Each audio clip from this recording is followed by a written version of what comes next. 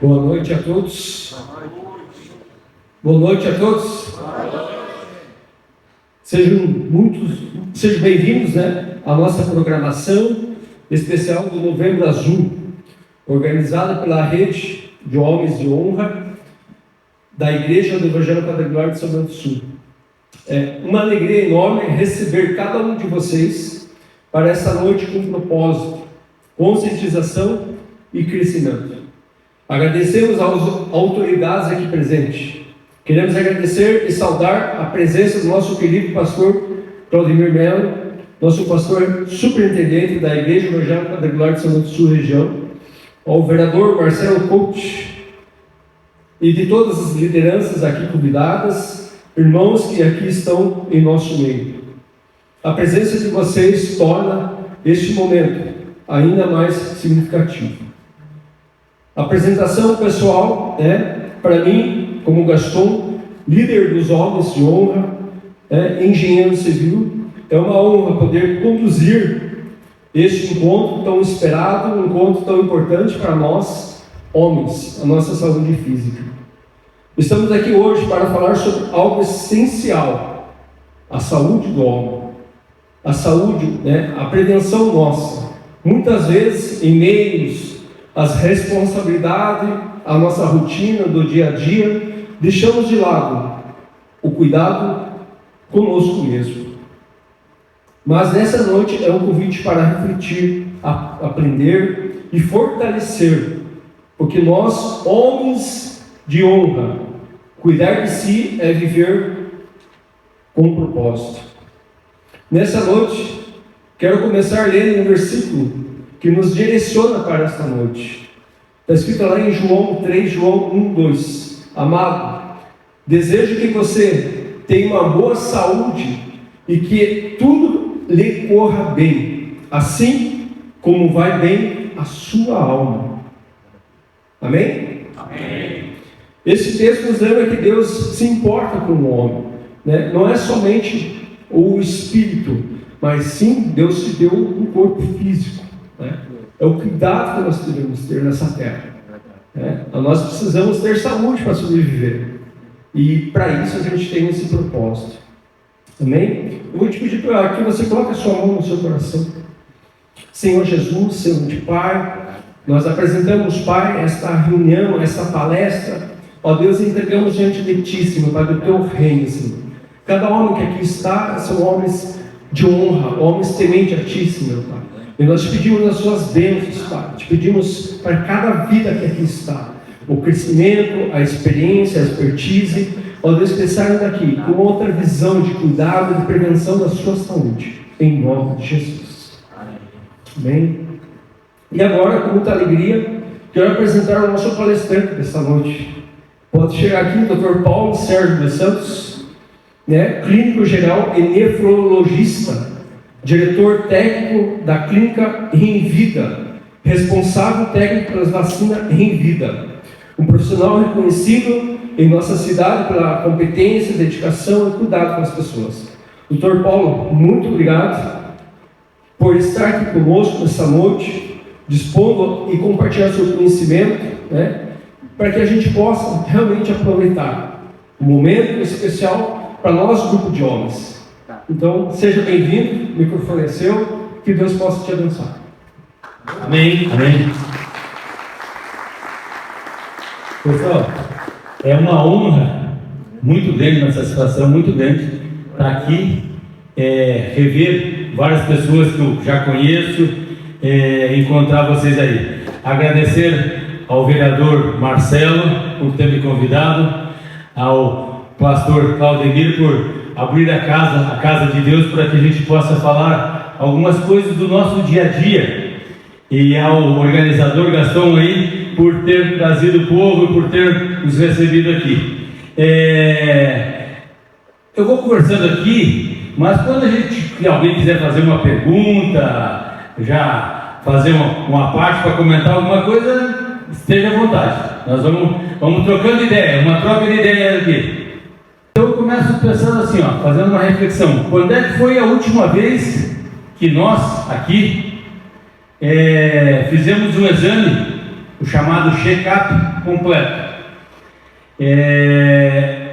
Os estudos mostram que as mulheres vivem mais, em torno de 7 anos a mais, e isso é porque a mulher é mais precavida, a mulher se previne mais, a mulher consulta mais, a mulher faz mais exames. Nós homens não tiramos tempo para cuidar da nossa saúde física e mental. Então o homem costuma ir ao médico somente quando está com dor. Quando a água está pegando no pescoço, está se afogando, é que o homem costuma procurar um médico. E todo mundo sabe que é muito melhor remediar do que tratar depois, porque a prevenção é muito mais fácil, a cura é muito melhor, muito mais assertiva. Pode passar o próximo, faz favor? Então, assim, os estudos mostram que mais de 70% das doenças graves poderiam ser evitadas. E 80% dos casos de doenças cardiovasculares podem ser prevenidas somente, às vezes, com estilo de vida. Uma conversa, trocar uma ideia com um profissional de saúde, não precisa ser somente um médico, mas trocar uma ideia com um profissional de saúde e mudar o estilo de vida faz com que a gente viva mais e o que é melhor. Não é só viver mais, com qualidade de vida, né? Nós estamos numa época que nós estamos aumentando a expectativa de vida, mas além de aumentar a expectativa de vida, nós temos que estar bem, né? Nós temos que viver bem. Não adianta nós chegarmos aos 100 anos, mas com a cabeça ruim e com o corpo ruim. E a gente sabe que com o avanço das tecnologias, cada vez mais a gente tem condições e acesso a viver mais e melhor. Então a medicina preventiva salva vidas e melhora a qualidade de vida, que é o mais importante, né? Eu gostaria primeiro de lembrar assim, aqui acompanhado do Jardim, que é nosso colaborador lá, e do meu filho Matheus, que é engenheiro. Então assim, a engenharia tem trabalhado muito, tem um engenheiro aqui também. A engenharia tem trabalhado muito, ajudado muito a medicina a desenvolver novas tecnologias, que no primeiro momento elas são caras, mas que rapidamente se tornam acessíveis a todo mundo. Não é que nem antigamente, que uma nova tecnologia era só para quem tinha dinheiro. Hoje as tecnologias, elas no primeiro momento elas são caras, mas rapidamente elas chegam a todo mundo. Então basta querer que a gente consegue tratar todo mundo adequadamente. Pode passar o próximo, por favor? Então vamos começar com os principais exames masculinos. A gente pode conversar sobre tudo que é a saúde de uma maneira geral, mas nós estamos aqui hoje falando sobre saúde masculina. Então, próstata se recomenda que a partir dos 45, 50 anos, todo homem deva fazer uma avaliação de próstata, né? Principalmente se tiver um histórico familiar de câncer de próstata, de hiperplasia prostática benigna, deva fazer o exame de próstata. O câncer de próstata, quando ele é detectado precocemente, ele tem uma chance atualmente de cura de 90%. Então assim, é uma doença com uma incidência alta, mas que tem uma chance de cura também muito alta. E aí vale a pena. É aí que a medicina tem valor, quando a medicina consegue restabelecer saúde para a pessoa. E o câncer de próstata é uma situação dessas. Além do PSA, o toque retal é recomendado anualmente e permite, além de identificar o câncer, inflamações como o crescimento benigno. Um exame substitui o outro? Não. O PSA, ele varia um pouquinho o valor máximo dele, mas é em torno de 4. Cada laboratório tem o seu parâmetro, mas é em torno de 4. Um PSA elevado, ele é sempre câncer? Não. PSA elevado, que é o exame prostático específico, é um exame de sangue simples, hoje acessível, a gente consegue fácil pelo SUS. Quando ele está elevado, ele dá um indício de doença prostática. Se tem valores muito altos, sim, ele é um indicador muito forte de câncer. Mas nós temos PSA um pouco elevado que diagnosticam inflamações na próstata. Qualquer homem pode ter inflamação na próstata, assim como uma infecção de garganta, uma infecção de ouvido, uma pneumonia. A prostatite é uma doença que pode acometer qualquer homem, principalmente se a pessoa tiver alguma doença que diminui a imunidade deles, por exemplo, tipo diabético. O diabético tem prostatite com maior frequência e o PSA aumenta. A gente trata com antibiótico e o PSA regride. Então é um exame simples, fácil, barato, que todo mundo deve fazer a partir dos 50 anos anualmente. Mas ele não substitui o toque retal. Todo homem, todo mundo, quase todo mundo, tem uma certa discriminação pelo toque retal. Nós somos criados numa época do machismo, né? Mas isso é importante. O toque retal, o médico experiente, ele vai através da ponta do dedo conseguir diagnosticar nodulações na próstata.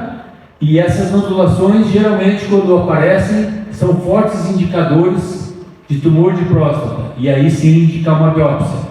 A próstata é totalmente lisinha. Então, quando o médico faz o toque retal e encontra nodulações, é um forte indicador de câncer de próstata. Além disso, quando ele faz o toque retal, ele consegue, com a experiência, predizer se aquele tamanho de próstata é normal ou não. Com o passar dos anos, todos os homens, todos, invariavelmente, têm um aumento da próstata. Por questões hormonais, nós vamos criando o que se chama de hiperplasia prostática benigna, né? A próstata ela é dividida em lóbulos, como se fosse uma laranja. Tem o lobo médio e os lobos laterais. Quando esse lobo médio aumenta por uma hiperplasia prostática benigna, não é câncer, por alteração hormonal, alguns homens produzem mais hormônios, aumenta mais, outros produzem menos, ele começa a trancar a uretra. E alguns homens, mesmo notando que começam a ter que urinar várias vezes à noite, e tem que fazer força para urinar, que o jato está diminuindo, mesmo assim eles não procuram o médico. E daí o que acontece? A bexiga, que é um órgão muscular, como se fosse um balão, ela tem que começar a fazer força para empurrar a urina, para poder a urina sair quando tem o ato da micção, quando vai urinar. Com o passar do tempo, essa bexiga começa a se tornar flácida. E daí vem aquela questão de quando opera a próstata, sem tratar adequadamente, deixa avançar muito, fica perdendo o escape de urina. Ou se torna uma cirurgia mais difícil, que pode causar impotência. Então, assim, ao sinal de que você começa a ter que levantar muito à noite para urinar, ao sinal de que você tem que fazer força e que nota que não esvazia totalmente a bexiga, é o momento de procurar o médico. A especialidade para essa patologia é o urologista, mas um clínico geral treinado, ele deve fazer o diagnóstico, deve saber fazer bem o diagnóstico e tratar. Vários medicamentos diminuem o tamanho da próstata sem fazer cirurgia. O tamanho da próstata, o peso dela é estimado em 30 gramas. Um ultrassom, seja por cima, via abdominal ou via retal, ele vai dizer exatamente qual é o peso da próstata. Se começar a aumentar, você pode usar um tratamento, que também tem vários tipos de medicamento, mas também é acessível, tem nos postos de saúde. Isso vai impedir com que você aumente a próstata, retenha a urina dentro da bexiga, e essa urina retendo dentro da bexiga, ao longo do tempo, ela pode levar a uma doença que às vezes é irreversível, que é a insuficiência renal. Nós temos muitos pacientes fazendo hemodiálise porque não trataram a próstata, deixaram acumular muita urina na bexiga, a urina começa a voltar para o rim começa a entender que não precisa mais trabalhar, porque está cheio de urina lá embaixo, e isso se passar longos anos que eu digo às vezes 3, 4, 5 anos, não é muito tempo não. E a pessoa, quando vai nos procurar lá com aumento da creatinina e ureia, que são marcadores do rim, está com uma insuficiência renal, e que a gente vai descobrir é porque não tratou a próstata.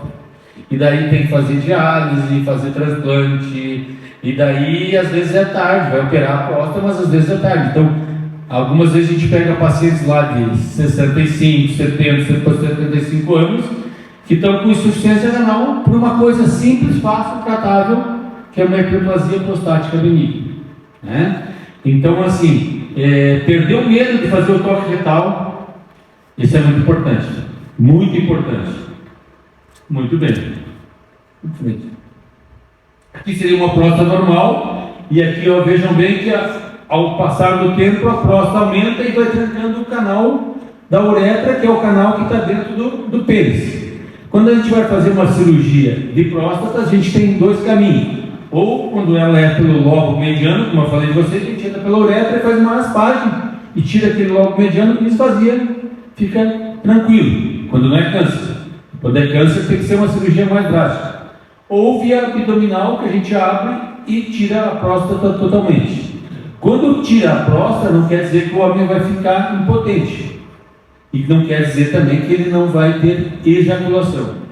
A não ser que tenha uma lesão das vesículas seminais, que seja uma coisa muito avançada, aí sim pode causar impotência e pode causar a perda de ejaculação. Mas se a doença for tratada nos moldes normais no início, a chance disso acontecer é pequena.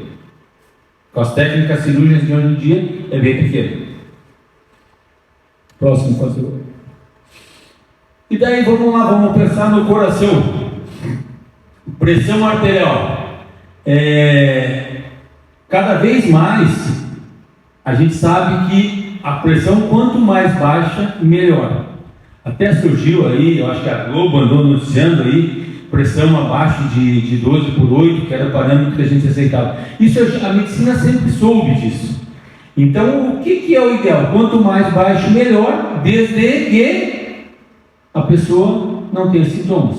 Se a pessoa tiver com a pressão muito baixa, desmaiando, com cansaço, também é muito ruim. Então, assim, mas a gente sabe que quanto mais baixa a pressão, melhor a longevidade, mais tempo de vida com melhor qualidade de vida. E aqui a gente fala pressão, colocamos coração, mas assim, só para esclarecimento de vocês, o grande órgão controlador da pressão, vou puxar a sardinha para minha brasa, é o rim. Mais de 90% dos remédios que controlam a pressão, eles trabalham dentro do rim para controlar a pressão. A gente sempre pensa que a pressão é uma especialidade do cardiologista. Quando a pressão está descontrolada, que ninguém controla, é o nefrologista que tem que entrar na ação, porque é o rim o grande controlador da pressão, sabe? Então, assim, pressão 12/8. Eu continuo falando em 12/8, porque a gente sabe, nós sempre soubemos que quanto mais baixa a pressão, quanto menor o número de pressão, melhor é para a pessoa. Eu sempre digo, quando a gente examina uma pessoa lá que tem 9/6 de pressão, eu costumo dizer, pode contar mais 30 anos de vida, porque doença cardiovascular, a tua chance de morrer é muito menor. Colesterol. O colesterol, junto com triglicerídeos, junto com o diabetes, que é a glicemia, junto com o ácido úrico, eles formam a placa de ateroma. Uma placa, uma obstrução, como se fosse uma sujeira dentro de uma valeta, que vai trancando e que vai obstruindo. Isso, se for dentro do cérebro, vai nos causar um AVC, um derrame. Se for no coração, vai nos causar um infarto. Se for dentro do rim, insuficiência renal. Se for no pênis, impotência. Se for nas pernas, oclusão arterial, insuficiência arterial de pernas, amputações. Então, assim, aonde tem microcirculação, circulação fina, lá no fininho, nós começamos com uma artéria grande, de grosso calibre, e à medida que nós vamos indo para a periferia, cérebro, dentro do pulmão, dentro do coração, vai diminuindo lá no finalzinho, nossos vasinhos são bem fininhos. Se isso tudo aqui se juntar e formar uma placa, uma pasta, isso faz com que aquele sangue não chegue naquele local e acontecem os infartos do coração, infarto no cérebro, que é o AVC, infarto no rim, infarto na perna, que é a trombose. Então é fundamental a gente controlar essas situações aí. Colesterol. O colesterol é uma gordura. Essa gordura, ela é benéfica ao nosso organismo, e não em excesso. Nós temos que ter essas coisas aqui que vão ser usadas como energia para nossas células. O problema delas é o excesso. O colesterol, ele se divide em quatro tipos de colesterol. O colesterol total, que é a soma dos quatro, ele se divide em HDL, VLDL e LDL. Essas siglas vêm do inglês. A HDL, que é chamado bom colesterol, High Density Lipid. O que é? É um colesterol de peso molecular mais alto. O outro é muito baixo peso molecular, o outro baixo peso molecular. Então, assim, por que o colesterol HDL é chamado de bom? Porque como ele é pesado, ele dificilmente se deposita na circulação, ele fica circulando. E quando ele está circulando, ele empurra as outras gorduras. Então, quanto mais HDL, o médico fala para vocês, o teu colesterol total tá ruim, mas tu tem um HDL, que é o bom colesterol bom. Isso é benéfico para o organismo. Então, assim, e como é que a gente consegue aumentar o HDL? Não existe remédio para aumentar o HDL, só tem uma maneira: atividade física. Atividade física. O atleta, a pessoa que caminha, que faz atividade física, ela aumenta o HDL. Quando tem o colesterol total alto, daí sim, né, a gente usa as estatinas. Tem vários tipos aí, a mais comum é a simvastatina. A simvastatina evita com que aumente o número do colesterol, e essas mais novas, tipo rosuvastatina, atorvastatina, pitavastatina, além de elas diminuírem o número do colesterol, é como se elas fossem uma escovinha que ela já vai limpando aquilo que está aderido no vaso. Então, assim, qual é o número ideal do colesterol? 190. Esse é o número ideal. A partir daí a gente sabe, ao longo do tempo, a ciência mostrou que começa a ocorrer a deposição. O colesterol vem da nossa alimentação, basicamente. Gorduras, frituras, tudo que tem essa parte gordurosa é o que nós botamos para dentro. Além de nós colocarmos para dentro, tem outra maneira de queimar ele, que é fazer atividade física. Então o sedentarismo faz com que isso acumule no organismo. Triglicerídeos. O triglicerídeos, ele vem basicamente de pão, doces, massas, cerveja. Essas coisas fazem com que o triglicerídeo aumente muito. Então, assim, tem medicamento para tratar triglicerídeo alto? Tem. Aliado à dieta é o que nós devemos fazer. O número máximo de triglicerídeos é o número de 150. Acima disso já tem indicação para tratar. Qual é o número ideal disso aí? Quanto menos colesterol e menos triglicerídeos tu tiver, mais tempo tu vai viver, e o teu chance de ter um AVC, de ter um infarto, de ter uma trombose, diminui drasticamente. Tipo 1, que é diabetes juvenil, que a pessoa tem desde o começo já diagnóstico lá quando é criança, ou no máximo até os 20 anos, e que daí o tratamento é com insulina pro resto da vida, né? Graças a Deus que hoje em dia tem as bombas de insulina, o controle é muito melhor. Mas o diabetes, de uma maneira geral, com a população geral, é o diabetes tipo 2, que é aquele que a gente desenvolve ao longo do tempo, porque a gente consome um número excessivo de açúcar que não consegue queimar. Se a gente consumir e a gente queimar, não tem problema nenhum. Então, por isso, o atleta, ele deve comer doce antes de fazer exercício. Ele come doce. O maratonista, ele come doce antes de fazer exercício. Para ele, porque ele vai queimar. O grande problema é que nós comemos e não gastamos. Entendeu? Na verdade, assim, é o excesso da coisa que é complicado.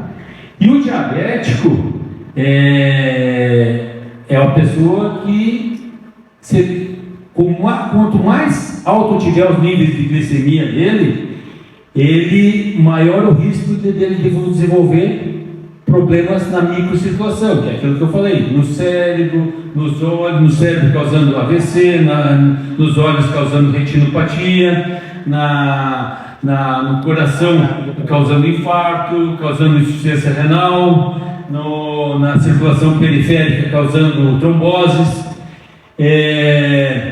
A glicemia, ao longo do tempo, também teve uma coisa que nos ajudou muito a controlar os pacientes. Eu sou do tempo que nós tínhamos só a glicemia de jejum, ou se fazia 3, 4 vezes a glicemia para ver como é que estava.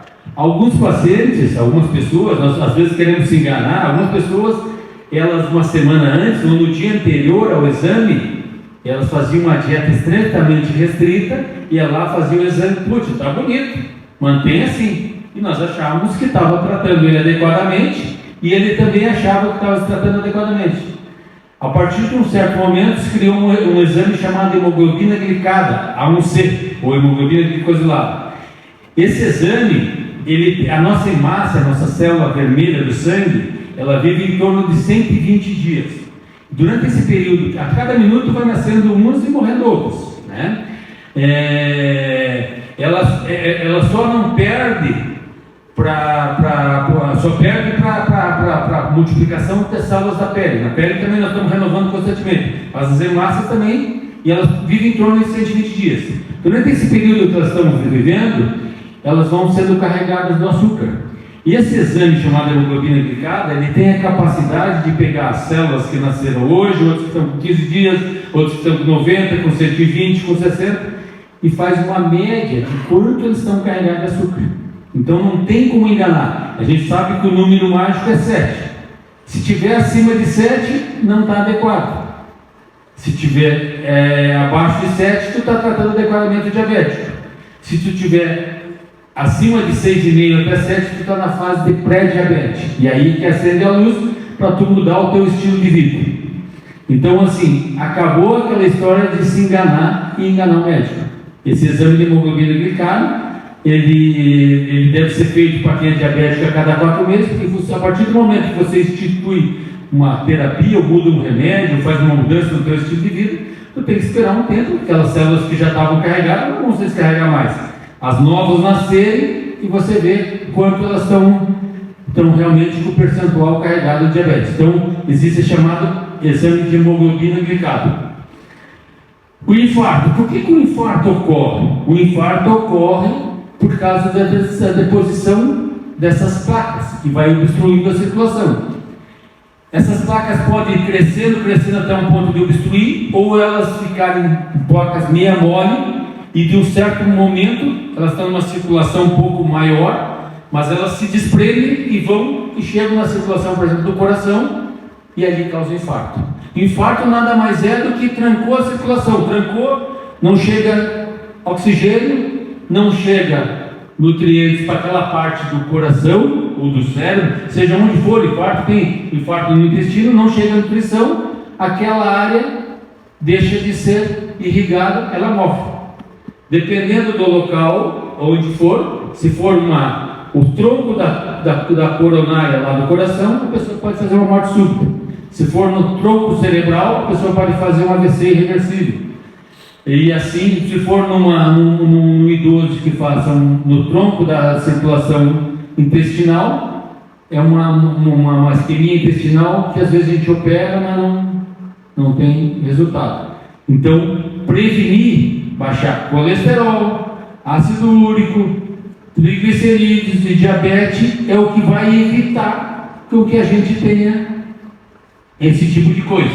Então assim, a gente trata com remédio, mas tem um remédio que é fundamental, que é atividade física. Graças a Deus, porque é Deus que dá inteligência para nós, né, pastor? O outro pastor ali também, dá inteligência aos homens, aos engenheiros. Grande parte dos medicamentos, das neurotecnologias são desenvolvidos pelos engenheiros.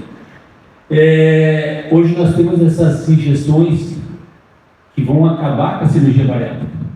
Infelizmente, até o momento elas ainda são muito caras, mas essas injeções para emagrecimento, num futuro bem próximo, elas vão diminui a obesidade, porque essa gordura que nós vamos acumulando, principalmente essa gordura que nós acumulando na barriga aqui, a gente vê só a parte externa, mas lá dentro ela começa a acumular e trancar toda a circulação. E essas injeções, que têm poucos para-efeitos, elas vão fazer com que as pessoas emagreçam e vivam muito melhor, com qualidade de vida.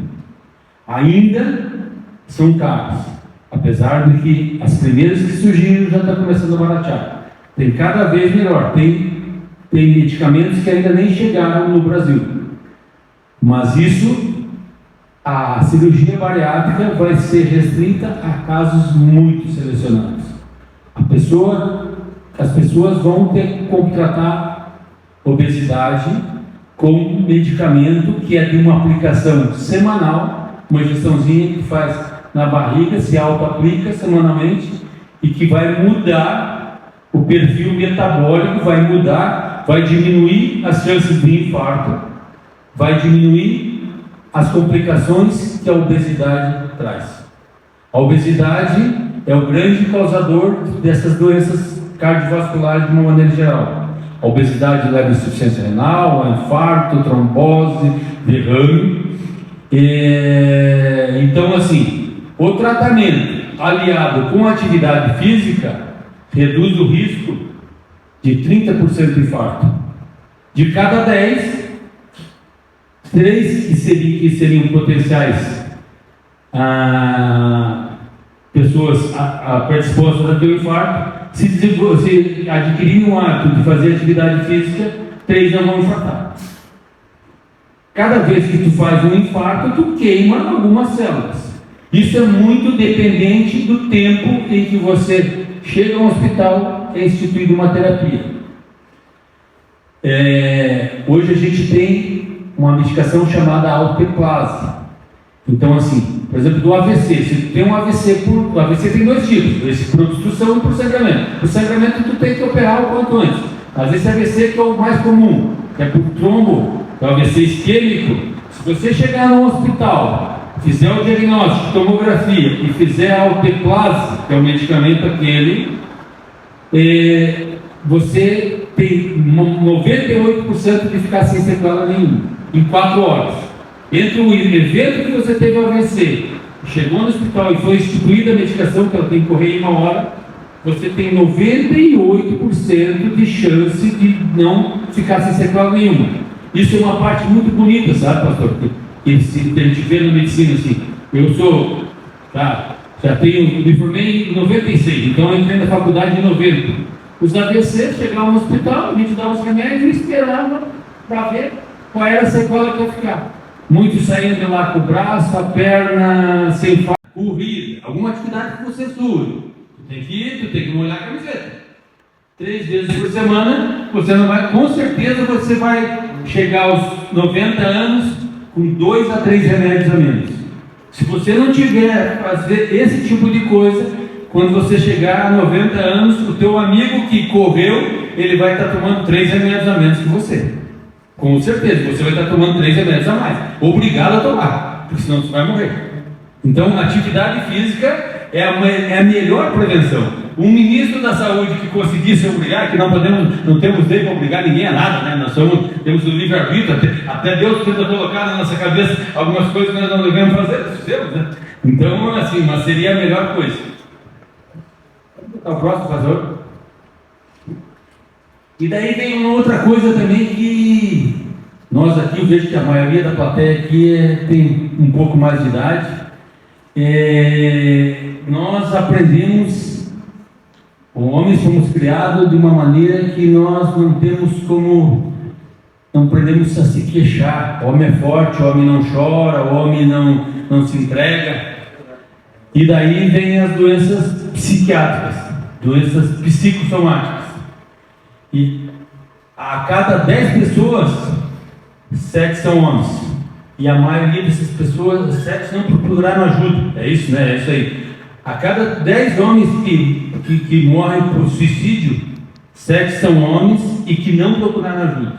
Então, às vezes, a gente está lá num nível de estresse alto, com o trabalho, com as coisas da casa, com com a vida e a gente não para refletir, para pensar, para procurar alguém para conversar, para procurar o pastor, para procurar a psicóloga. O pastor, com a iluminação divina, eu estava conversando ali com o Jaime, tem esse papel de orientar, de escutar. E como é bom quando a gente para e alguém escuta a gente.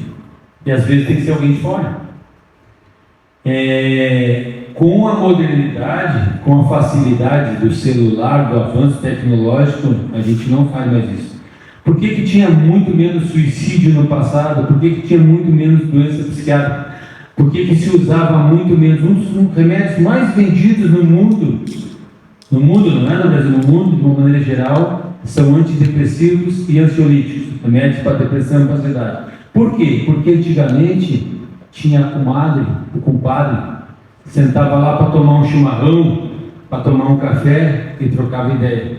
Sempre tinha aquele mais afinado da família ou do vizinho para conversar. Quem é que tem isso hoje? Principalmente em cidades maiores. Aqui ainda tem, o pessoal às vezes aí senta no final da tarde para contar os causos. Uma cidade grande, o cara vive um ano às vezes no prédio e o vizinho nem te dá bom dia. Entendeu? Então assim, isso vai criando um nível de estresse, um isolamento, vai acontecendo a perda de prazer nas atividades, vai acontecendo a alteração do sono, a pessoa não procura ajuda, até o momento que muitas vezes leva a suicídio, leva a cometer, praticar atos aí que às vezes estragam a vida dele ou a vida de outros na sociedade, acabam se envolvendo com coisas que levam à justiça. Então é fundamental, além do tratamento físico, a saúde emocional. A pessoa que não dorme adequadamente não consegue trabalhar adequadamente, não consegue viver adequadamente. Eu costumo conversar muito com essas pessoas que fazem o turno da noite. Não sei se alguém tem trabalho de noite. Trabalhar à noite é uma coisa muito triste, porque o nosso corpo foi programado para deitar quando escurece e acordar quando amanhece. Esse é programado. Nosso chip lá na cabeça ainda não foi mudado para isso. Então assim, a gente hoje cada vez vai deitar mais tarde, levanta cedo, não dorme às 7 horas, e assim, dormir é dormir de verdade. O que é dormir de verdade? Dormir de verdade, você sabe quando você tem um sono adequado, quando você acorda no outro dia e diz assim, puta, eu sonhei essa noite. Você desliga completamente o teu organismo quando você entra na fase chamada fase REM do sono. E isso não é nas primeiras horas de sono. Tu tem que, varia de pessoa para pessoa, mas assim, tu tem que estar dormindo 5 a 6 horas para tu entrar no sono mais profundo. Daí se você é aquele que várias vezes durante a noite acorda, você não consegue descansar totalmente e entregar o teu corpo para o relaxamento total. É difícil dormir 7 ou 8 horas por noite, porque hoje em dia a gente é muito cobrado pelas tecnologias. A gente chega de noite, vai olhar o celular, vai assistir a TV, vai não sei o que, quando vê passou a hora e deixou de dormir. Mas é fundamental para que a gente possa ter qualidade. E quando a gente começa a perder prazer nas atividades, é um primeiro sinal, irritabilidade, é um primeiro isolamento, é um primeiro sinal que você está desenvolvendo alguma forma de depressão. E daí, quando esse desequilíbrio acontece, é importante usar remédio sim, porque esse desequilíbrio foi causado por falta de substâncias que têm que ser repostas. Pelo menos durante um período você vai ter que tratar. Porque se você não se dá o direito de tomar esse remédio, a coisa complica mais e daí você vai desenvolver uma doença psiquiátrica muito mais grave. Então assim, às vezes nós homens temos dificuldade em tomar um antidepressivo, tomar um remédio para ansiedade. E às vezes é necessário, até que tu consiga equilibrar o teu corpo com o teu espírito, com a tua mente. Às vezes é necessário um neurotransmissor, uma medicação que faça esse equilíbrio químico dentro do teu cérebro. Passar o próximo, por favor. Então, pensando em saúde mental masculina, falar, procurar auxílio é o primeiro passo. Descansar, ter convívio social adequado, ter família, ter amigos de verdade que você possa confiar, que nem é sempre fácil, mas ter alguém que você possa se relacionar é muito importante. Ter algum momento que você possa parar durante o dia e se escutar. Muito difícil, né, a pessoa parar e se escutar. Puta, o que eu estou sentindo? Por que eu estou triste? O que está acontecendo? O que aconteceu que está me deixando irritado? Por que eu tomei aquela atitude? É difícil. Mas são coisas rápidas que você, se tu parar 15 minutos, sozinho, falar com Deus, e disser, puxa, o que está acontecendo? Você vai conseguir identificar. Sempre tem um gatilho, tem um motivo para que isso esteja acontecendo. E a gente não consegue mudar, mas a gente consegue dar um novo significado àquilo que aconteceu. Né? Aquilo que aconteceu, aquilo que está nos entristecendo, talvez não esteja nosso controle. O controle está com outra pessoa, mas a gente dá um novo significado. E a gente dando um novo significado, a gente começa a se tratar. Fazer alguma coisa que gosta, um hobby, e tem que ter o tempo de descanso da mente. Esse é o próximo, por favor. Então o homem, ele tem que entender que com as responsabilidades que ele tem de família, de tudo, ele também tem que primeiro se autocuidar para poder cuidar dos outros. Não é isso, pastor? Se o pastor não estiver bem com ele mesmo, é difícil ele tratar os outros. Se não estiver bem consigo mesmo, não vai conseguir cuidar dos filhos, da mulher, do trabalho. Então tem que se entender e se aceitar que tem que primeiro se autotratar para depois cuidar dos outros. Então não significa, temos que aprender, o homem tem que aprender que não significa uma fraqueza, e sim um sinal de maturidade, procurar equilíbrio. Por próximo, por favor. Então a verdadeira força é saber que identificar que está precisando de ajuda e realmente procurar ajuda, fazer os exames, cuidar do corpo, da mente, e o que é mais importante, dar exemplo aos filhos e aos outros. Eu sempre falo, meu filho está aqui, o Jackson também, sempre falo, acho que a gente veio no mundo e todo mundo tem um propósito, independente do que ela faz, e esse propósito eu acho que a gente tem que deixar o mundo um pouquinho melhor do que a gente entrou. Se cada um entrar e tiver esse propósito de sair do mundo e deixar o mundo um pouquinho melhor do que entrou, eu acho que está valendo. E para isso, a gente só pode deixar o mundo um pouquinho melhor do que quando entrou, se a gente tiver a gente melhor, se estiver bem consigo mesmo. Isso tem que cuidar do corpo e do espírito, dar exemplo de cuidar do corpo e do espírito. O corpo nosso é morada de Deus, não é isso, pastor? Quando Deus projetou nós, então assim, Ele quer que nós vá lá e faça o toque retal, Ele quer que a gente faça pelo menos uma vez por ano os exames de sangue, Ele quer que a gente, Ele deu, nós temos alimento em abundância, graças a Deus nós estamos num local que nós não podemos reclamar.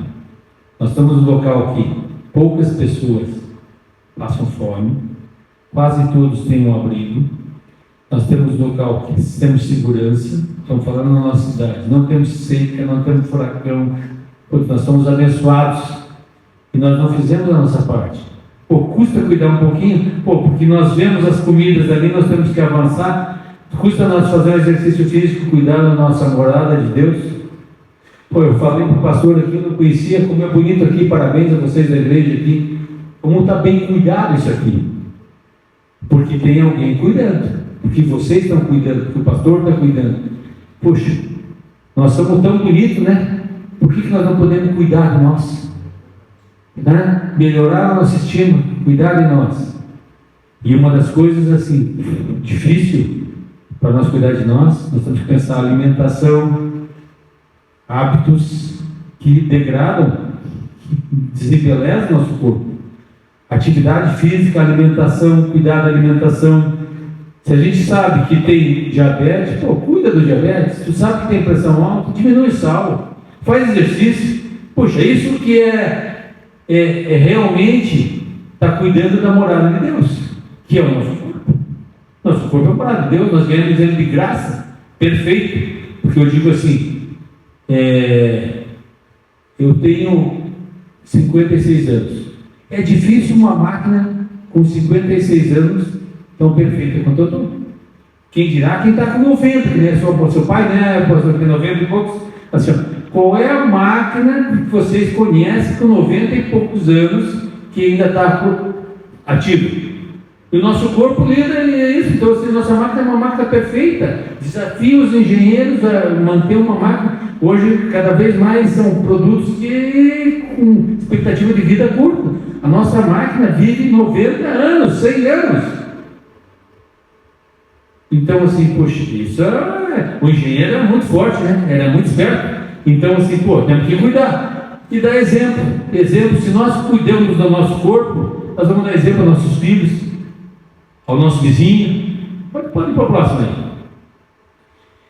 Quais são os sinais de alerta que nós temos que observar? Cansaço constante, dor no peito, uma perda de peso sem explicação. Perda de peso, sempre que você não esteja fazendo uma dieta, que você não esteja cuidando, perda de peso sempre tem alguma coisa por trás. Desconfie. Ou é saúde física ou saúde mental. Perda de peso sem a pessoa estar fazendo autocuidado, está errado. Está errado. Ou a pessoa está muito doente psiquiatricamente, ou a pessoa tem alguma coisa que está consumindo ela internamente. Dificuldade para urinar, mudanças de humor, alterações do sono, do apetite, perda de apetite sexual, dores de cabeça, uso de aumento de álcool, uso de aumento de automedicação. O corpo ele fala, basta nós queremos ouvir. E o que é importante, o diagnóstico precoce salva vidas. Mesmo o câncer, a grande maioria dos cânceres hoje tem cura, e se não tem cura, tem uma prolonga expectativa de vida com qualidade de vida. Hoje tem umas medicações chamadas imunoterapia, que está entrando aí, que não é quimioterapia, é imunoterapia. O que é isso? Ela aumenta a imunidade do organismo, e com isso o câncer dá uma dormida. Isso dá qualidade de vida.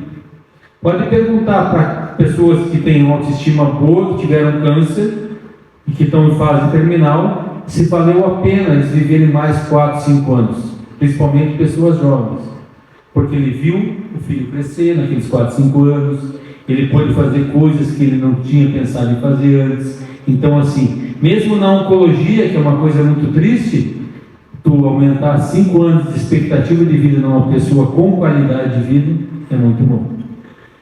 Falando em câncer, por exemplo, todos nós aqui vamos ter câncer na vida.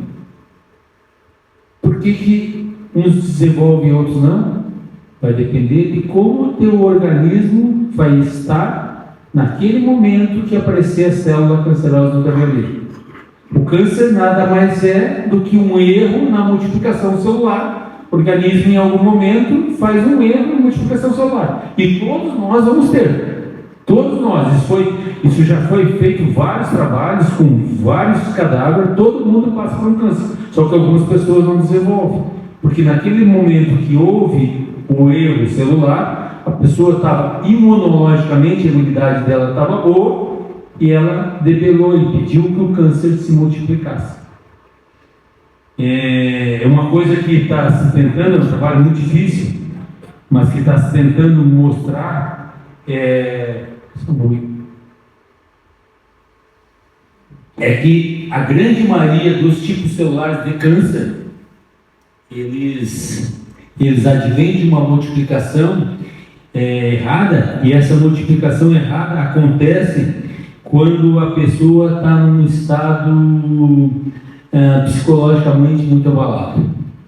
Pessoa que passa por um trauma muito grande, seja ele amoroso, financeiro, de morte da família, algum desgosto muito grande, ela tem uma chance cerca de 50, 70 vezes mais de desenvolver um câncer. Então, assim, mais uma vez, tratar a parte psicológica é fundamental para não desenvolver doença orgânica. É estar presente na fé, orar e ação. Oração. Deus muda tudo. Eu acredito muito, pastor. Eu sou de uma família que tem muita fé e acredito muito. Deus pode mudar tudo. Então, assim, se a pessoa tiver uma fé grande, mesmo num abalo muito forte, ela vai conseguir levantar mais fácil. Pode se abalar, mas vai levantar mais fácil. Então, assim, esperamos que quando o câncer da nossa vida chegar, nós tenhamos, com o nosso estado imunológico, com o nosso equilíbrio físico e mental adequado para que a gente não desenvolva o câncer. E para isso é dormir bem, se alimentar bem, praticar atividade física bem, evitar coisas que nos tirem o prazer de viver. Tirem o prazer de viver. Há uma enxurrada de câncer hoje em dia, cada vez mais. Por quê? Porque o mundo se transformou, está transformando o homem em máquina. Então o nosso equilíbrio mental e psicológico hoje está cada vez mais difícil. O trabalho dos pastores hoje é cada vez mais difícil. Manter a fé, o propósito de vida hoje está cada vez mais difícil. Principalmente em locais que os atrativos são maiores, por uma vida mundana. Já falamos do sono, né? 7, 8 horas por noite. Pode passar o prato, por favor. Alimentação, reduzir sal, açúcar, álcool, né? Preferir coisas mais naturais do que ultraprocessado, carne menos gorda, mais fruta, mais verduras, coisas que todos vocês já sabem, o problema é a gente fazer, né? Pode passar o próximo. Caminhada diária, assim, ó, 3 vezes por semana, de 1 hora é o suficiente. 3 vezes por semana. Poxa, nós temos 24 horas por dia, vezes 7 dias, quantas horas dá isso? Nós não tiramos 3 horas por semana para fazer exercício físico? Puxa, é uma vergonha, né? É uma vergonha. Nós assistimos o jogo do Inter lá, que só nos traz aborrecimento, que é 1h30. Toda semana, sempre 2 vezes. Tinha os colorados aqui, 2 colorados aqui, e não fizemos exercício físico. Puxa, é muito triste, né? O corpo nosso, quando Deus programou o corpo nosso, ele foi feito para se movimentar. Ele está dando facilidades para nós hoje em dia, que a gente quase não faz mais nada. Antigamente nós somos da época que tinha que pelo menos levantar para ligar a televisão. Depois veio o controle remoto, nem para isso nós não precisamos mais. Tudo é feito na palma do dedo hoje. O celular substitui tudo. Então, assim, poxa, tem que botar na consciência que tem que fazer atividade física. E nós só vamos criar um dos problemas mundiais, e que as pessoas estão, assim, os Estados Unidos é uma das coisas que eles estão enlouquecidos, é com a obesidade infantil. Eles comem muito lanche lá, a obesidade infantil, a doença nas crianças lá, até os 10 anos, em função de gordura corporal, é enorme. É uma das coisas que eles têm mais gasto, dinheiro hoje, dólares hoje lá, é a preocupação com a obesidade infantil. Nós ainda estamos um pouquinho melhor nessa situação. Mas nós fomos programados para fazer exercício. Muito bem, próximo. Então, vá ao médico mesmo quando não tiver sintomas, pelo menos uma vez por ano. Chegue lá, faça o médico te atender e conversar contigo, para ver o que você sente e o que você precisa. Revisar os exames, ajustar os hábitos, para que seja detectado coisas precocemente. Tudo que é precoce é mais fácil de ser resolvido. O autocuidado com fé. Cuidar da saúde é aquilo que eu falei anteriormente. Cuidar da saúde é reconhecer que o corpo é é um dom de Deus. E nós ganhamos essa vida gratuitamente. Então nós temos que cuidar daquilo que foi dado gratuitamente para nós. E também é um ato de amor para a família e com os outros. Próximo. Então, se nós conseguirmos aqui mudar um pouquinho o pensamento de algum aqui, nós já estamos ganhando o propósito dessa noite, pastor. Não importa se veio 5, se veio 10, se veio 15. Se nós aqui colocar alguma sementinha em alguém, que essa sementinha pode ser multiplicada, já está bom. Mudando uma cabeça que pensa um pouquinho diferente, já está bom. Aquela cabeça vai multiplicar para nós, pastor. Então não precisa ter preocupação, Gastão, com quantas pessoas vieram, Eu acho que o propósito é válido, sabe, Marcelo? Valeu o propósito. Vamos mudar ali a cultura de que o homem tem que se cuidar, se respeitar e se amar. Nós temos que se amar primeiro para depois amar os outros. E aí tem um versículo bíblico que nós temos que se amar a nós mesmos como amamos os outros. Quem escreveu foi Mateus 22, 39. Então acho que era isso, pessoal. Estou aqui aberto a conversas, a questionamentos, talvez alguma dúvida de algum familiar, alguma coisa. Espero que tenha conseguido passar algum pouquinho de coisas para vocês. E agradeço muito. Gosto muito de falar assim, sobre a medicina. Eu acho que realmente assim, eu nasci para ser médico. Eu acho que sim, porque eu gosto do que eu faço. Eu tento me dedicar a isso. Vim de uma família muito humilde, que teve uma dificuldade muito grande para formar eu e meus irmãos. Minha mãe era empregada doméstica, meu pai era caminhoneiro. E o propósito de ser médico é porque a gente viu desde criança meu avô ficou acamado em torno de 20 anos, e quem cuidava lá dele era a minha mãe, e a minha avó deve ter ficado mais uns 5 anos. Esses foram meus avós paternos, quem cuidava era a minha mãe. E depois que eles faleceram, meu pai teve a hombridade de trazer meus avós maternos para do lado da minha casa, para conviver também, e na doença deles minha mãe também pôde cuidar. Então, meu pai e minha mãe, mesmo com condições econômicas difíceis, mas nunca deixaram faltar nada nessa questão de cuidado aos seus pais. Então eu acho que isso, meu irmão, minha irmã, também estamos todos da área da saúde, acho que crescemos vendo aquele... era difícil um mês que não tinha aqui um médico na casa dos avós lá. Então crescemos vendo aquilo, e eu acho que isso que foi nós seguir esse propósito de cuidar. Mas eu sempre penso assim, Deus coloca cada pessoa no lugar que tem que colocar, na profissão que tem que colocar. Como eu digo sempre para eles, o propósito de vida de cada um é determinado. Eu vejo lá assim, tem pessoas muito capacitadas que trabalham comigo lá. Muitos estão há 25 anos, que ele falou lá, o Jairo. Eu digo sempre para eles, eles estão lá, não é por causa do salário. Eles poderiam estar em outro lugar ganhando muito mais. Eles estão lá porque tem um propósito para eles. O salário, o dinheiro é consequência. É uma coisa, nós precisamos, é uma maneira de a gente crescer, viver em sociedade. Mas o propósito daquilo, as pessoas que estão ali, é porque Deus colocou para que possam cuidar dos outros. Porque assim, viver, então, todos convidados a ver diálise, as pessoas vivem lá conosco 3, 4 vezes por semana, 4 horas, então às vezes 12 horas por semana conosco lá, se torna uma família. Então assim, muitas vezes é sofrido, tu vê a pessoa definhando até o fim da vida. Agora, recentemente, nós perdemos um paciente que estava 22 anos conosco. Ele não era meu paciente, ele era amigo meu.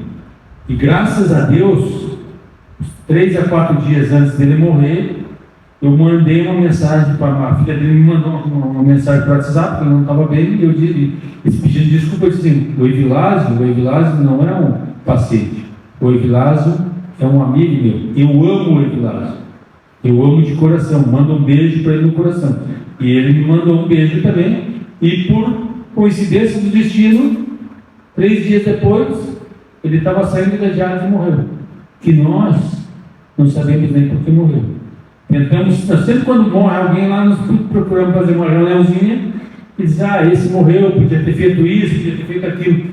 O Evilásio, nós não sabemos nem, ninguém entende por que ele morreu.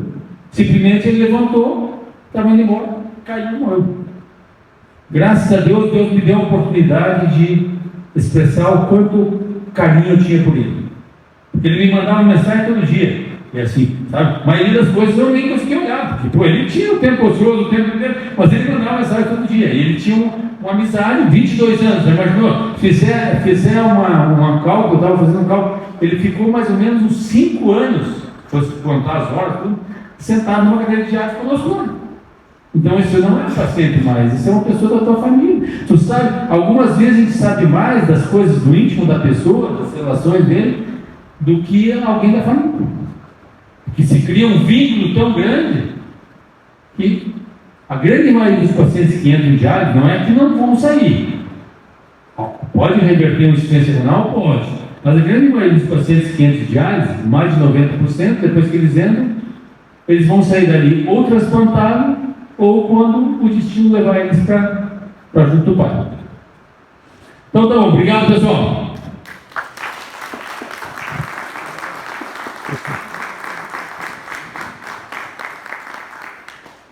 Tranquilo.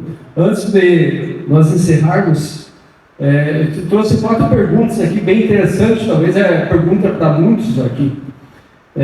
Doutor, percebo que o nível de energia tem diminuído nos últimos meses. Isso pode estar relacionado à queda de testosterona? Como posso saber se os meus hormônios estão equilibrados? Com certeza, ainda mais se for uma pessoa acima dos 50 anos. Se for um homem acima dos 50 anos, pode ser por baixa testosterona. Muito simples, o hormônio de testosterona, o exame é dosado no laboratório, a reposição é aplicada através de injeções, tá? E essas injeções hoje são bem acessíveis em termos de custo. Então, um exame simples, barato, consegue no SUS, e com esse exame, basicamente, um exame de sangue simples, tu consegue ver. E assim, isso, há um decréscimo natural em todos os homens com o passar dos anos da testosterona. Só que em alguns de uma maneira mais acelerada. Então, assim, tem como tu repor isso. E assim, tu ter equilíbrio hormonal de testosterona te deixa com mais energia, te deixa com mais prazer de viver, te deixa mais ativo para qualquer coisa que você for fazer na vida. Isso é entender que homem não precisa se tornar fraco com o passar do tempo e cuidar do seu corpo. E assim, infelizmente, alguns profissionais da saúde ainda não entendem que isso é uma das coisas que causa cansaço. Boa pergunta.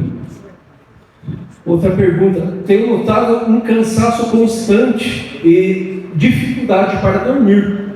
Isso pode ser sinal de estresse ou outro problema na saúde. O que o senhor recomenda investigar primeiro? Acho que tem que fazer um check-up laboratorial. É um cansaço extremo. Você tem cansaço quando você vai subir um morro? Você tem cansaço com atividades simples? Então assim, um check-up laboratorial primeiro. Se tu não achar nada, daí você começa a partir, por exemplo, assim, vamos investigar. Por exemplo, se tu faz um check-up laboratorial, tu vai ver hormônios, por exemplo, da tireoide, vai ver testosterona, vai ver diabetes, vai ver colesterol, vai ver triglicerídeos.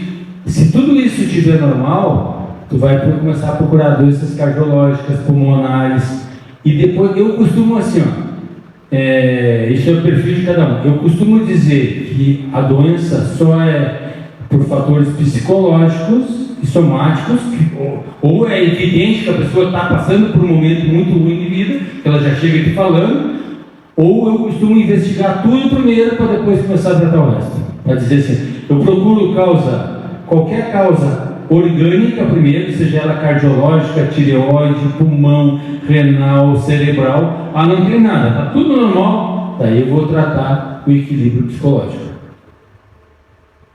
Tá. Terceira pergunta. Qual a idade ideal para começar a fazer exames preventivos da próstata? Tu já comentou uma previsão aqui. E que frequência devo repetir esses exames mesmo sem apresentar sintomas? A doença é silenciosa. Então, a partir se tiver algum histórico familiar, principalmente de câncer, a partir dos 45 anos você já deve começar a procurar avaliar a tua próstata. Se não tiver doença familiar, a partir dos 50 anos. Fez uma avaliação inicial, 50 anos, um PSA, com um toque retal, e a próstata lisinha, tu pode esperar mais 3 anos. Tem algum indício ao toque ou ao PSA, você tem que fazer anualmente. Deve procurar anualmente, daí deve acompanhar anualmente. Então, a partir do momento que tu faz uma primeira avaliação, você vai conseguir dizer, tu pode esperar 3 anos, tu tem que voltar daqui a 6 meses, tu tem que voltar daqui a 1 ano. A primeira avaliação já consegue predizer quanto tempo você tem que voltar para avaliar. Tá, ok. A última pergunta que temos aqui. Tenho sentido algumas alterações na minha urina, como jato mais fraco e vontade frequente de ir ao banheiro. Isso pode estar relacionado à próstata ou algo comum da idade? Não é algo comum da idade. Muito provavelmente esse homem está desenvolvendo uma doença chamada hiperplasia prostática benigna. A próstata está crescendo e está comprimindo a uretra, o canal uretral. E daí, assim, o momento de tratar é no início, porque depois, assim, mesmo que você não consiga controlar com remédio, se você tiver que fazer uma cirurgia e esperar muito tempo para fazer cirurgia, você vai fazer a cirurgia e vai ficar vazando depois. Daí vai xingar o médico que operou. Puta, agora eu tenho que ficar usando fralda. Mas na verdade o que acontece? A bexiga, ela começa a ter que fazer muita força para empurrar a urina para fora. A partir do momento que tu tira aquela obstrução, ela fica vazando sozinha. Então, assim, a partir do momento, isso não é normal. A partir do momento que você diminui o jato urinário, já abre o olho. Ok? Mais alguma pergunta, irmãos? Tudo certo? Deixa eu levar o microfone para ti ali. Vamos conversar com... Já levou para ti. Doutor Paulo, eu tenho, por algumas consultas médicas, eu tenho um problema só que foi diagnosticado nos meus exames, que é o colesterol, né? A junção de todos os colesteróis ali. A doutora, no caso, que tratou, ela disse assim, aparentemente não precisa de medicação, porque o HDL está bom e pelo ritmo o ritmo físico que eu tenho de atividade física, ela disse que ainda por enquanto não precisa de medicação, só que o normal é 190, ele está em 236 no último exame, que eu fiz há uns 2 meses atrás. Isso confere? O teu HDL, você lembra quanto que é? Está 190 alguma coisa. Você é um privilegiado de Deus. Se tu tem 100 e pouquinho de HDL, muito provavelmente tu nunca vai precisar tomar remédio para colesterol. Como eu falei, o HDL, que é o chamado bom colesterol, se ele estiver acima de 40, ele vai proteger contra os outros colesterol. Porque assim, ele vai usar esse teu colesterol para transformar em energia. Ele vai empurrar o outro colesterol até que seja queimado para transformar em energia. O problema é o cara ter colesterol, se a pessoa ter colesterol alto com HDL baixo. Aí a chance de obstrução de formar placa é grande. Por que tu tem um HDL bom? Porque você me falou que trabalha de operador de máquina, serviço pesado. E faz outras atividades também? Todo dia. Aí, é o exemplo da coisa. Não precisa remédio. Só a doutora ela me indicou, continua no teu ritmo físico, né, e continua cuidando assim também. A alimentação também ela é bem regrada, assim, É que a gente é gaúcho, né, você falou, né? Então a gente, aquele churrasco, aquela partinha mais gorda, ela é difícil de deixar de lado, né? Mas também ela é controlada, não chega num lugar e como pra vida toda, de uma vez só, entendeu? Então, Eu penso assim, tu não vai comer churrasco todo dia? não. Então assim, quando tu vai comer um churrasco do gaúcho, tu não vai se privar de uma coisa que te dá prazer. As coisas que dão prazer foram deixadas na vida também para a gente aproveitar. Tu não vai se privar disso. Agora, assim, a questão é o dia a dia. Se no dia a dia tu cuida, tu vai comer o churrasco no fim de semana, tu não vai comer churrasco gorduroso todo dia. Se no dia a dia tu cuida e faz exercício, qual é o problema de tu comer uma carne gorda numa costela no fim de semana? Nenhum.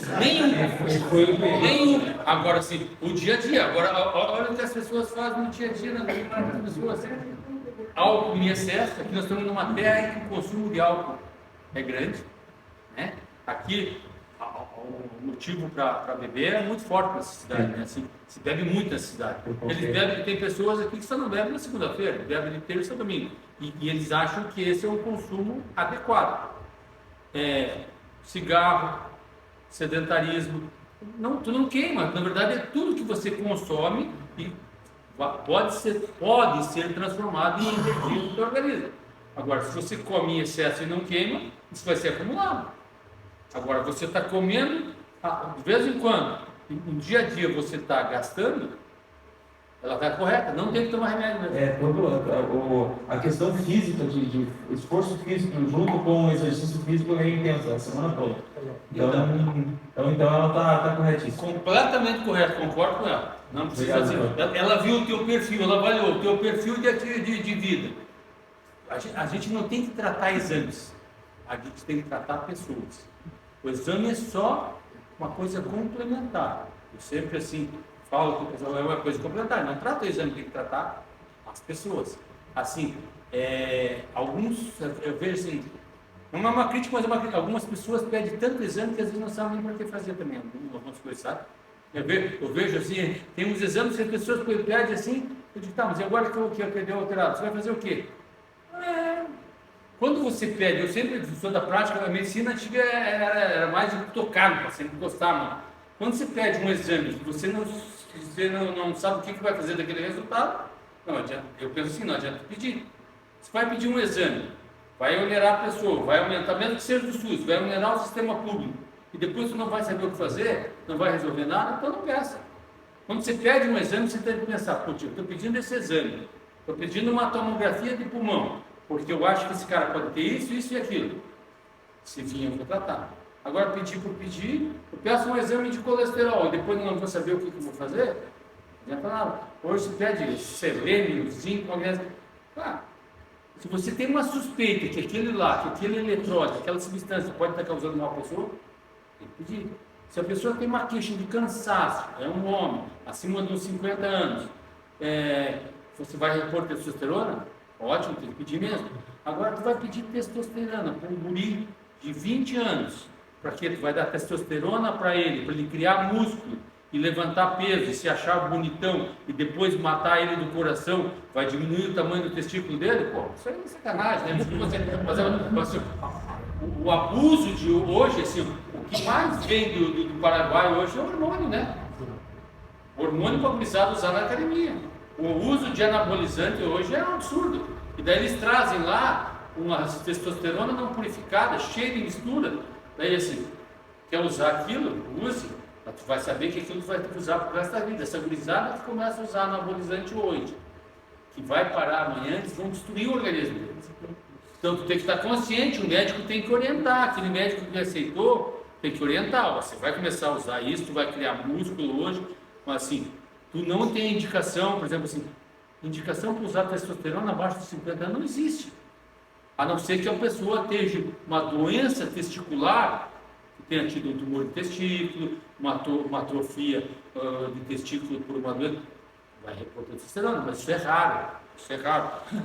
Vai usar testosterona para criar músculo, isso acaba com a pessoa, acaba com a musculatura cardíaca. Uma pergunta que a doutora me fez, que eu achei interessante, ela perguntou para mim desde há quanto tempo você pratica exercício físico, né? Eu hoje estou com 40 anos. E eu, com ali uns 16, 17, eu pus na cabeça que eu queria ser militar. Então, eu sempre trabalhei na roça desde criança, e com 16 para 17 eu comecei a me preparar porque eu queria ser militar. Então, eu peguei gosto, não consegui ir para o quartel, porque dei uns problemas lá, e eu entrei no campo errado e não consegui entrar para o ramo militar. Então, desde ali eu tomei gosto pelo exercício físico. Não, eu não sou, como diz assim, uma pessoa assim, fanática por exercício físico, mas sempre, desde os 16, a partir dos 16 até agora, eu sempre tenho hábito, nunca parei. Alguma coisa que ela disse isso, a doutora falou, isso vai te prolongar muitos anos de vida. E daí eu disse, assim, espero, né? A gente tem que cuidar com os mitos que vão sendo criados para atrapalhar as coisas. Vocês devem ter escutado algumas pessoas jovens que morrem em academia. Ah, morreu por causa da atividade física? Não, morreu porque essas pessoas que estão fazendo infarto, arritmia nas academias, 99,5% estão usando hormônio. Eles não estão andando lá puro e simples o organismo deles lá na academia. Daí, claro, o cara faz arritmia e morre. Mas morreu por causa do exercício físico? Não, morreu por causa do hormônio. E daí acelerou, desregulou todo o organismo e daí faz uma parada cardíaca.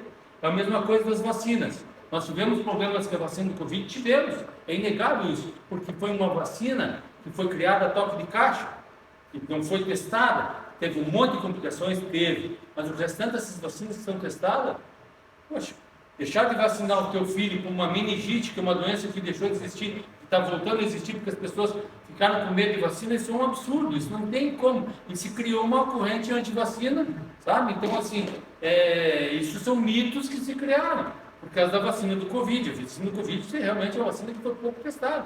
Mas é o que nós tínhamos. Naquele momento é o que nós podíamos, senão nós íamos, sei lá o que ia acontecer. Mas as outras vacinas que têm segurança, não tem por que não aplicar, tem que aplicar. Deixar de fazer uma vacina numa criança, vacina que tem longa escala para deixar ela morrer de sarampo, que está voltando a ter aí, porque agora criou uma corrente de não vacinar. Puxa. Uma coisa que às vezes é de graça, então o sistema público, alguns pais não levam para vacinar. Meu Deus, isso aí é coisa que não impensável, sabe? Obrigado, doutor. Mais alguma pergunta? Eu tenho uma pergunta na parte, sabe, do histórico de câncer. Se tem como possível, é que minha avó, ela já teve câncer, né? Eu fiquei pensando se é possível, acabar entrando na minha genealogia e do câncer da minha avó, por parte do meu pai, para mim. Como é que é o teu nome? Israel. Pô, tu é inteligente, hein, cara? Assim, ó. Cada vez mais a medicina, a ciência, a engenharia está partindo para esse lado genético. Hoje a gente consegue codificar o teu gene, que é aquela sequência de letrinhas que forma a tua célula, e ver qual é o defeito dela. Principalmente no câncer de mama, que é um câncer que tem um fator genético muito forte, que esse daí é questão de mulheres. Você consegue predizer em 90% a chance de a filha, a neta, ter câncer. Tanto é que se indica para algumas mulheres a mastectomia mesmo que não tenha, pela chance de ter câncer. Cada vez mais nós vamos ter capacidade de quando a pessoa nasce, codificar qual é a chance que ela tem de ter câncer. Essa tua pergunta é muito importante. Assim, ó, alguns cânceres está muito mais bem estudado isso, alguns ainda não. Mas assim, eu dou o exemplo do câncer de mama, que é um câncer que assim, você consegue mapear toda a família e assim, tem históricos aí até de modelos aí que fizeram mastectomia porque teria uma chance muito grande de ter câncer. E eu sou favorável a isso. Para a mulher é uma coisa muito difícil, porque tirar a mama de uma mulher é que nem quando a gente manda tirar os testículos do homem. Para tratar câncer de próstata, um dos tratamentos que resolve muito é tirar os 2 testículos, tirar as 2 bolinhas. Tá? Isso, a grande maioria dos homens, por falta por machismo, por falta de cultural, sei lá, não aceita. E é um tratamento extremamente efetivo. Tu tira o órgão que está alimentando o câncer. Tu tira os testículos, aquele câncer regride, ou se não regredir, ele deixa de evoluir, porque é ele que está alimentando o câncer. E assim, é uma das terapêuticas muito difícil da gente, que o paciente aceite, tirar os testículos. E para uma mulher que não tem nada, que tem a mama bonita, que é jovem, tirar as mamas é uma mutilação grande. Mas assim, quando tem familiar, histórico familiar de câncer de mama grande, é uma indicação de tirar antes que aconteça. Né? Graças a Deus, alguns cânceres, por exemplo, o câncer de colo uterino, é de uma doença, de um vírus chamado HPV número 18. Então, assim, nós aqui, nenhum de nós foi vacinado para isso. Hoje é obrigatório, e as meninas todas, e alguns meninos também, são vacinados lá quando criança. Então, até os 14 anos são todos vacinados, porque é uma doença adquirida através do ato sexual, da relação sexual.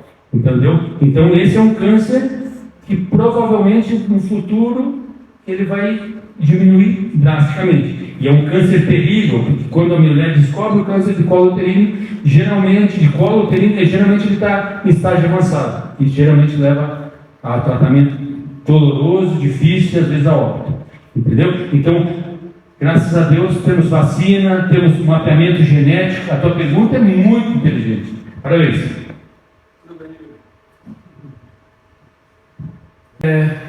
Partimos para o encerramento, né? E agradecemos de todo o coração o Dr. Paulo Sérgio dos Santos, né?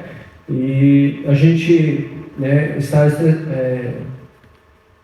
assim bem, no coração em paz, coração em alegria de você estar aqui conosco nesse dia, né? E nos presenteando com suas experiências, sua expertise, né? E em nome do grupo do Homens de Honra da Igreja, te agradecemos de todo o coração. Obrigado.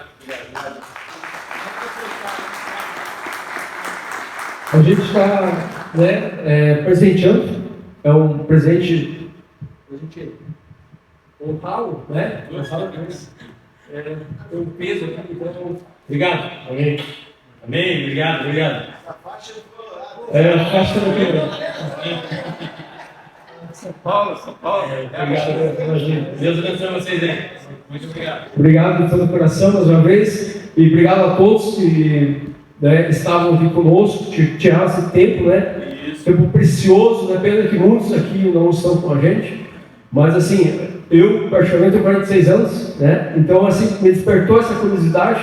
E assim, eu imagino que muitos aqui têm uma curiosidade, né? Como que eu vou chegar até uns 80, 90 anos? Né? E a gente sempre está orando e Deus um dia me tocou, traz uma palestra. Aí teve uns abençoados aqui que, não, tem o Paulo lá, tem o doutor assim, e ele vai vir com nós. A gente está orando por isso. Estamos à disposição. Pastor, gostaria que o senhor desse umas palavras, umas saudações aqui para a gente e fazer a parte final mesmo de encerramento. Obrigado, pessoal, mais uma vez aí por cada participação de vocês, são especiais, moram nos nossos corações, e agradecemos. Agradecer, doutor Paulo, né? Prazer conhecê-lo. A gente só conhecia de ouvir falar, agora a gente conhece pessoalmente. E não é porque é gaúcho, não, mas é uma rica pessoa, né? Para ver assim que a dedicação, a entrega dele, né? E eu contei ali no início, uma das minhas meninas, a Mânia, ela tinha um problema que ninguém descobria. E ela era pequena, ele foi levado ao Dr. Paulo e ele diagnosticou corretamente, nunca mais teve aquele problema. E no calor, na praia, ela ficava toda vermelha, rosto. E aí a minha esposa viu falar do senhor, levou. E aí ela chegou contente porque foi descoberto e tratado. E aí ela disse, esse doutor é do Colorado. Porque o consultório dele está cheio de coisa do Inter. Eu tenho que ir lá um dia, fomos ali, mas tive o prazer de conhecer. Obrigado, doutor. Obrigado, senhor. Conte com as nossas orações. Seu trabalho é nobre, ajudando pessoas, salvando vidas. Há um galardão de Deus para a sua vida. Amém? Vamos ficar de pé. Queremos agradecer então a todos, ao Inés pela cobertura aqui. todos vocês que vieram. E quem não veio perdeu, a gente só fala disso, quem não veio perdeu. Foi muito instrutivo, foi muito bom. Sempre ligando um sinalzinho de alerta para a gente, né? E não fiquem com receio, gente, do exame retal, que não é fatal, preventivo, é bom, tem que fazer. Vou fazer uma pergunta para ti, mas São Paulina você também é? Não, claro que não. Colorado é Colorado. Vamos agradecer. Muito obrigado, meu Deus, meu Pai, por esse momento, pelo Dr. Paulo, seu filho, seu assessor que está aqui, colaborador. Muito obrigado por todos que estão aqui nessa noite, que vieram prestigiar essa palestra, ouvir, aprender, e assim a gente possa, Senhor, sempre estar nos preparando, cuidando da nossa saúde física, mental, que a sua bênção esteja sobre cada um de nós, nos animando sempre a fazer o que é certo, aquilo que nós podemos fazer, o Senhor não vai fazer por nós. Por isso que nós precisamos nos conscientizar e fazer a nossa parte. Muito obrigado. Abençoe a todos, Dr. Paulo, toda a sua família, em nome de Jesus. Amém. Deus abençoe, então.